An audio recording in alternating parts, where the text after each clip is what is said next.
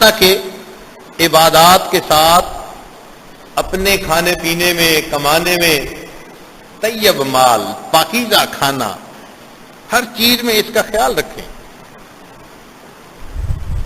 یہ نہیں ہوتا کہ نفل عبادتیں تو خوب کر لی اور معاملات کا خیال ہی نہ رکھا، حرام کا مال استعمال ہو رہا ہے، یہ چیز قبول نہیں ہوتی۔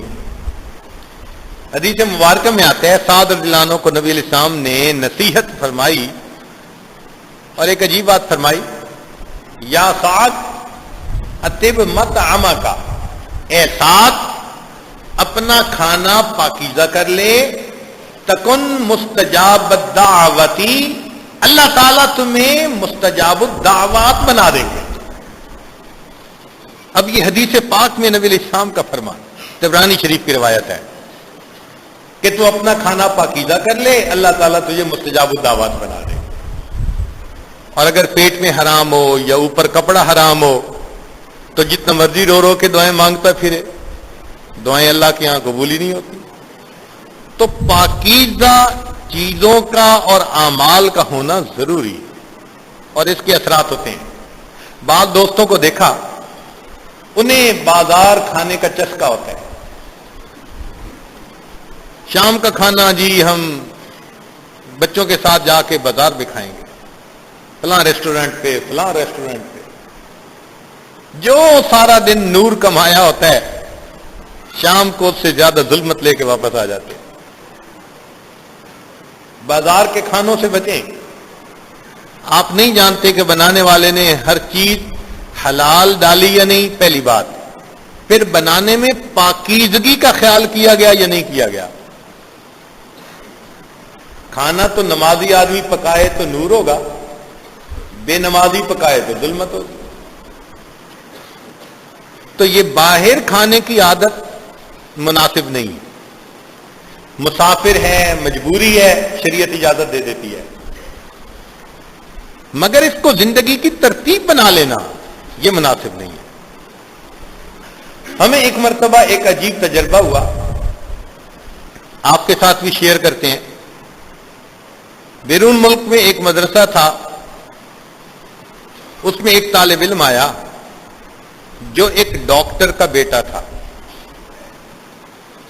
اسکول کے اندر 8ویں 9ویں کلاس میں پڑھتا تھا، اتنا ذہین بچہ کہ ہر کلاس کے اندر وہ پورے اسکول میں ٹاپ کرتا تھا، حتیٰ کہ اس کا نام پریزیڈنشل ایوارڈ کی لسٹ میں شامل کیا گیا کہ صدارتی انعام ملے گا اس بچے کو۔ اتنا ذہین، آئی کیو لیول اس کا اتنا اچھا، بڑا شارپ بچہ تھا۔ پڑھنا شروع کیا، سال کے بعد جب اس کی ہم نے رپورٹ دیکھی، تعلیمی جائزہ، تو پتہ چلا کہ ابھی تو یہ ابتدائی حروف الفاظ ہی پڑھ رہا ہے، قاعدہ ہی پڑھ رہا ہے، قرآن پاک شروع ہی نہیں ہوا۔ فکر لاحق ہوئی، 1 سال کا عرصہ تو بہت ہوتا ہے۔ استاد کو بلایا، ہم نے پوچھا کہ جی خیریت؟ استاد نے کہا جی بات یہ ہے کہ میری محنت میں کوئی کمی نہیں، یہ بچہ آتا ہے، میں اس پر محنت کرتا ہوں، اور میری نظر میں بچہ خود بھی محنت کرتا ہے، سمجھ نہیں آتی، 5-10 ورقے پڑھتا ہے تو پیچھے بالکل بھول جاتا ہے، پھر میں شروع کروا کے آگے لے جاتا ہوں، پھر پیچھے، آگے دوڑ تو پیچھے چوڑ، میں کیا کروں؟ اب ہماری پریشانی گھٹنے کی بجائے الٹا بڑھ گئی۔ ہم نے طالب علم کو بلایا، بھئی آپ بتائیں کہ آپ کا کام آگے کیوں نہیں بڑھ رہا؟ طالب علم نے کہا جی کہ میں بہت ذہین بچہ ہوں، ہر کلاس میں ٹاپ کرتا ہوں، میں یہاں جب پڑھنے آتا ہوں تو میں وقت ضائع نہیں کرتا، استاد سبق دیتا ہے میں پڑھنا شروع کر دیتا ہوں، مجھے خود سمجھ میں نہیں آتی، میری طبیعت میں عربی سے مناسبت نہیں، قرآن سے مناسبت نہیں، یا کیا مسئلہ ہے، میں آگے پڑھتا ہوں پیچھے بھول جاتا ہوں۔ چنانچہ ہم نے ایک میٹنگ رکھی، اس بچے کے ساتھ الگ بات کر کے پوچھا کہ بچہ یہ بتاؤ کہ تمہیں کھانے میں کیا کیا چیزیں پسند ہیں، کیا کھاتے ہو؟ لو جی بچے نے کھل کے بتایا مجھے میکڈونلڈ کی چکن نگٹس بہت اچھے لگتے ہیں، اور مجھے پیزا ہٹ کا پیزا بھی بڑا اچھا لگتا ہے، اور مجھے فلاں ریسٹورنٹ کے پوٹیٹو چپس بڑی اچھی لگتی ہیں، اور مچھلی کے کباب فلاں جگہ کے۔ اس نے تو کوئی 8-10 انٹرنیشنل ملٹی نیشنل جو ہوتی ہیں نا اس قسم کی کمپنی، ان کے نام بتائے۔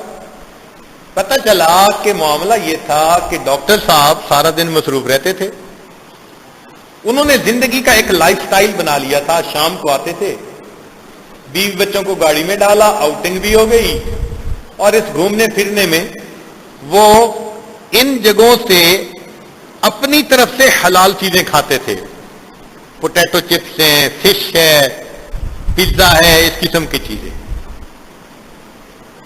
اب ہمیں بات سمجھ میں آئی کہ کیوں مناسبت پیدا نہیں ہو رہی۔ ہم نے ٹیچر پیرنٹ میٹنگ کال کر لی، والدین کو بلا لیا، والدین کے سامنے بات رکھی کہ جی دیکھیں 1 سال آپ کا بچہ پڑھتا رہا، رزلٹ 0، ہمارے استاد کا بھی وقت ضائع ہوا، آپ کے بچے کا بھی وقت ضائع ہوا، اور ہمیں اس میں امپروومنٹ کی گنجائش نظر نہیں آتی۔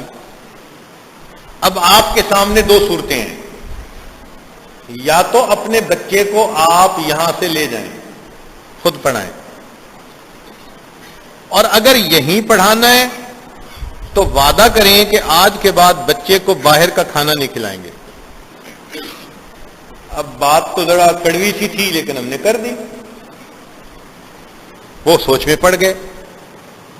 ہم نے کہا ڈاکٹر صاحب آپ کی بیوی مسلمان ہے، نمازی ہے، وہ گھر میں کھانا پکائے اور بچے کو جو چاہے وہ کھلاؤ۔ وہ کہنے لگے جی کہ نہیں، ہم بچے کو یہاں سے نکالنا تو نہیں چاہتے، ہم وعدہ کرتے ہیں کہ ہم باہر کا کھانا نہیں کھلائیں گے۔